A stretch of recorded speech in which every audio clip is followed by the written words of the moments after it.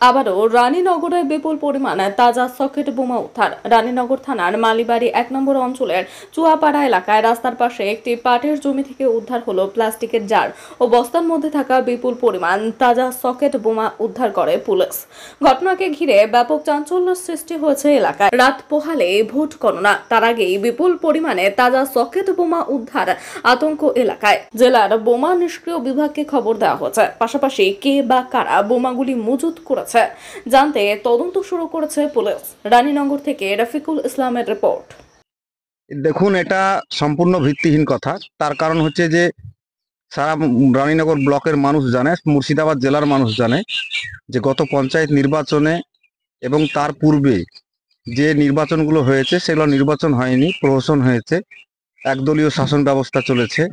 এবং সর্বোপরি যে সদ্য গত পঞ্চায়েত নির্বাচন হয়েছে তাতে মালিবাড়ি ওয়ানের বিশেষত মদনপুর থেকে আমিরাবাদ, মদনপুর, মরিচা, মির্দাতপুর এইসব বুথগুলোনে 4টে বুথে একদম ছাপ্পা ভোট হয়েছে।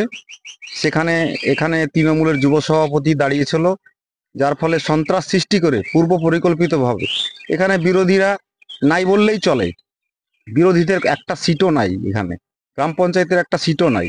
সেই জায়গায় বিরোধীরা রাখবে, এটা হাস্যকর বিষয়।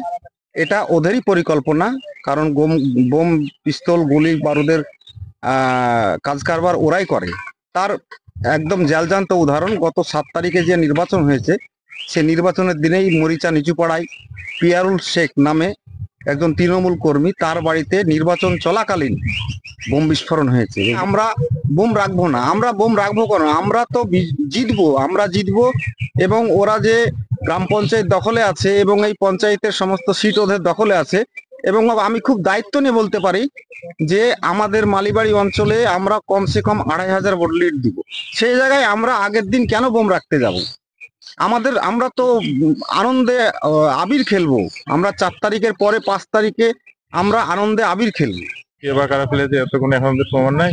প্রশাসন এসছে, প্রশাসন দেখবে কে বা কারা ফেলেছে, গঠনমূলক যেন শাস্তি সেরকম শাস্তি হবে।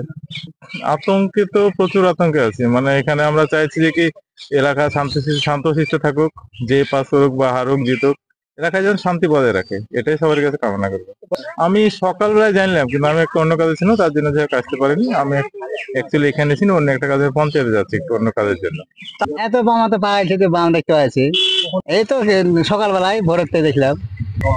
আমরা এমনি হাঁটি, তো হাঁটু করি, তো দেখা যায় উঠে আমরা পড়াশোনা করি এখানে। এই তো আছে বম। কতটা আতঙ্কে আছে, ভয় কতটা? ভয় ভয়টা থাকবে, ভয় থাকবে না? এখন বম এত গেছে, ভয় থাকবি তো। ভয় যে করে মানুষ থাকবে।